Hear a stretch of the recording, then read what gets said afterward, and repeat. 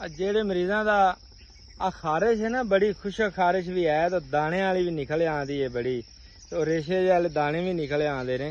उन्होंने वास्ते आ गूलर का दरखत है, ऐ तुसीं सियान कर लो। ए पत्ते तुसीं निगे मार लो किस तरह का पत्ता है। आ वेखो साडे वाले वैसे गूलर का पौधा बोलते हैं। ये पेड़ है, वड्डा सारा दरखत बन जाता है।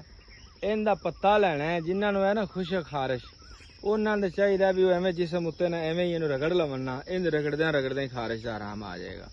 तो जिन्हों के जख्म बन जाना जी, उन्होंने दोस्तों वास्ते है भी इनके 5-7 पेस्ट लै लवन, इनका बना लैन।